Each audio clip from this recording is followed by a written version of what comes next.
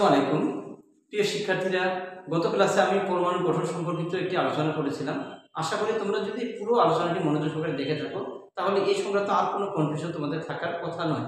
তো আজকে নতুন একটি টপিক নিয়ে আমি কথা বলবো, আর সেটি হচ্ছে তেজস্ক্রিয় আইসোটোপ সম্পর্কে। তো তেজস্ক্রিয় আইসোটোপ সম্পর্কে জানতে হলে প্রথমে তোমাদেরকে জানতে হবে তেজস্ক্রিয় কি এবং আইসোটোপ কি। তেজস্ক্রিয় মূলত ইংরেজি রেডিও অ্যাক্টিভ, এটারই একটি বাংলা অর্থ, এবং রেডিয়েশন এর বাংলা অর্থ হচ্ছে তেজস্ক্রিয়তা। তো আসলে কিছু পদার্থ আছে যেগুলো অটোমেটিক নিজে থেকেই কিছু রশ্মি নির্গত করতে থাকে, এবং রশ্মিগুলো এতটাই পাওয়ারফুল হয় যে এগুলো অনেক জিনিসকে ভেদ করে চলে যেতে পারে। তো আবার পরীক্ষাগারে কিছু জিনিস নিয়ন্ত্রিত পদ্ধতির মাধ্যমে তাদেরকে তৈরি করা হয়, যেটা আবার এই ধরনের রেডিয়েশন বা এই ধরনের রশ্মি বিকিরণ করতে থাকে। তো এটাই হচ্ছে মূলত হলো তেজস্ক্রিয় বা তেজস্ক্রিয়তা। তো এখন আমরা আইসোটোপ সম্পর্কে জানবো। আইসোটোপ কি? তো আইসোটোপ সম্পর্কে জানতে গেলে তোমাদেরকে আমি আসলে যদি মানে বোর্ডে লিখে সেটা দেখাই তাহলে আরো বেশি সহজ হবে জিনিসটা বোঝানোর ক্ষেত্রে। তো তোমাদেরকে সরাসরি বোর্ডে লিখে দেন আর্ট করে তোমাদেরকে দেখাচ্ছি যে আসলে আইসোটোপ জিনিসটা কি। তোমরা জানো যে প্রত্যেকটি মৌলের বা পরমাণুর যে কেন্দ্র আছে সেই কেন্দ্রে কিন্তু সমস্ত ধনাত্মক আধান সেখানে বিদ্যমান, এবং তার সমস্ত ভর, সেই ধনাত্মক আধানের ভরটাই হচ্ছে উক্ত মৌলের ভর হিসেবে গণ্য করা হয়। ইলেকট্রনের যে ভর সেটাকে কিন্তু সে পরমাণু ভর হিসেবে ধরা হয় না।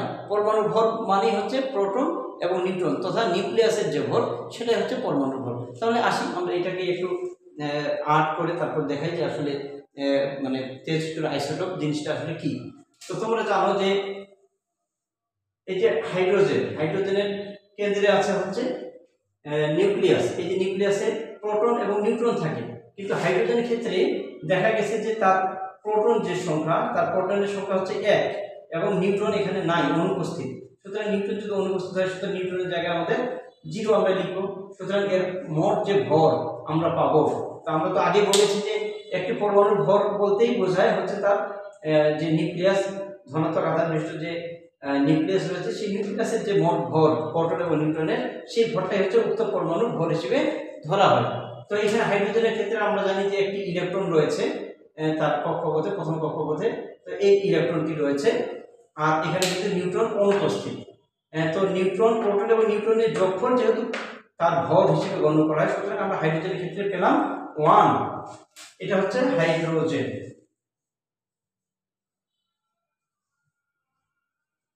অনুরূপভাবে আরেকটি যদি আমি অঙ্কন করে দেখাই, এখানেও ধনাত্মক আধান।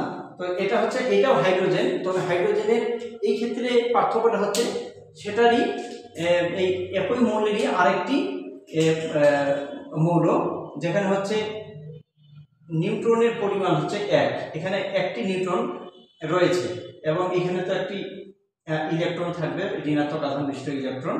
তো সুতরাং এখানে তোমরা দেখতে পাচ্ছ যে প্রোটনের সংখ্যা হচ্ছে 1 এবং নিউট্রনের সংখ্যা হচ্ছে 1। সুতরাং আমরা লিখতে পারি প্রোটন 1 প্লাস নিউট্রন 1। তাহলে এর যে মোট ভর বা পারমাণবিক ভর সেটা আমরা কত পাবো? সেটা হচ্ছে 2। অনুরূপভাবে আমি যদি আরো একটি চিত্র অঙ্কন করি, এবং এখানে তোমরা দেখতেছো ধনাত্মক আধান বিশিষ্ট নিউক্লিয়াস, এবং এখানে কিন্তু দুটো আমরা প্রোটন পাচ্ছি। তো এই যে দুটো প্রোটন আমরা এখানে পেলাম, তাহলে সেই ক্ষেত্রে আমাদের মোট ভরটা কি দাঁড়াবে? Proton plus neutron. তো এখানে প্রোটনের সংখ্যা হচ্ছে 1 এবং নিউট্রনের সংখ্যা হচ্ছে 2, সমান সমান এর মোট যে ভর আমরা পাবো পারমাণবিক ভর সেটি হচ্ছে 3। এই তিনটাই কিন্তু আসলে হাইড্রোজেনেরই বিভিন্ন রূপ। তো এখানে দেখো হাইড্রোজেন, এটাও হাইড্রোজেন, এটাও হাইড্রোজেন, এটাও হাইড্রোজেন, কিন্তু সেই ক্ষেত্রে যেহেতু এর পারমাণবিক ভর আলাদা এবং এরও পারমাণবিক ভর আলাদা, পারমাণবিক সংখ্যা কিন্তু একই, প্রতি ক্ষেত্রে কিন্তু পারমাণবিক সংখ্যা একই বা প্রোটন সংখ্যা একই, কিন্তু পারমাণবিক ভর, মোট যে ভর সেই ভরটি হচ্ছে আলাদা। সুতরাং এদের নামগুলো কিন্তু আলাদা হয়ে যাবে। এটাকে আমরা বলবো হচ্ছে ডিউটেরিয়াম, এবং এটা হচ্ছে ট্রিটিয়াম।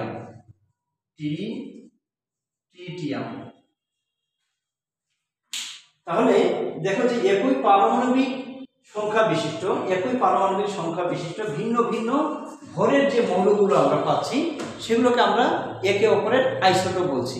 তো এটাই হচ্ছে মূলত আইসোটোপের যে অরিজিনাল ধারণা, অর্থাৎ সে তার পারমাণবিক সংখ্যা একই মৌলের একই পারমাণবিক সংখ্যা বিশিষ্ট কিন্তু ভিন্ন ভিন্ন পারমাণবিক ভর বিশিষ্ট যে মৌলগুলো আমরা পাচ্ছি তাদের প্রত্যেকে আমরা একে অপরের আইসোটোপ বলছি।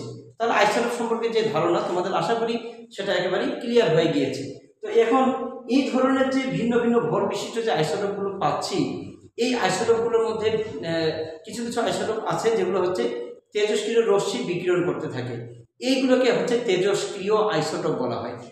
তো এই যে তেজস্ক্রিয় আইসোটোপ যারা হচ্ছে এই ধরনের তেজস্ক্রিয় রশ্মি বিকিরণ করে থাকে, তো এদের আসলে কাজটা কি, এটা দিয়ে আসলে কি কাজ করতে পারি? তো আধুনিক বিজ্ঞানে এর যে ব্যবহার, এর ব্যাপক ব্যবহার বলতে গেলে বিজ্ঞানকে অনেক উপরে কিন্তু এগিয়ে নিয়ে গেছে, মানে এক উৎকর্ষ সাধন করেছে বলতে পারি আমরা।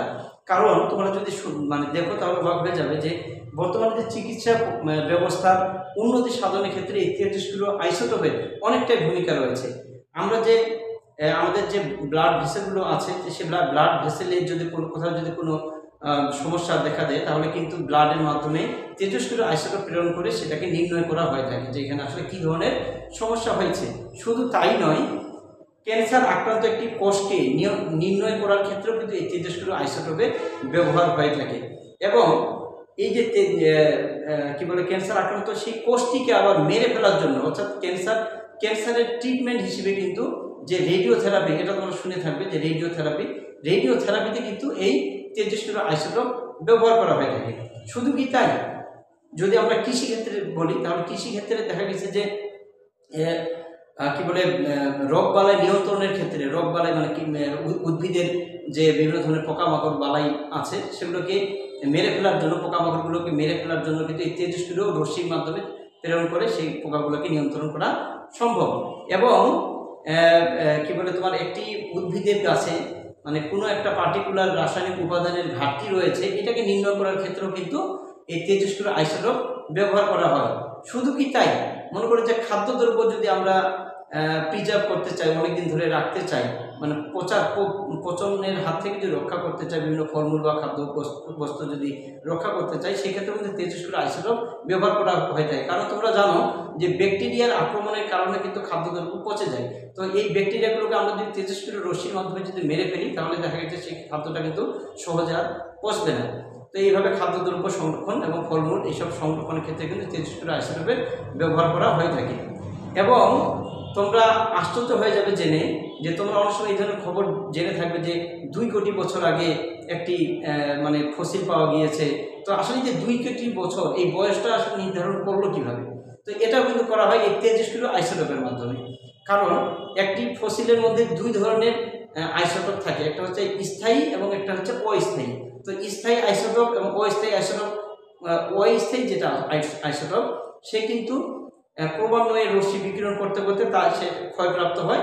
এবং এই যে স্থায়ী আইসোটোপটা আছে সে তার সাথে তুলনা করা হয় যে এর কি পরিমাণ আনুপাতিক হারে সেটি ক্ষয়প্রাপ্ত হয়েছে, এবং এর হিসেব নিকেশের মাধ্যমে কিন্তু ওই যে ফসিলটি আছে পার্টিকুলার ফসিলটির কিন্তু বয়স নির্ধারণ করা হয়ে থাকে।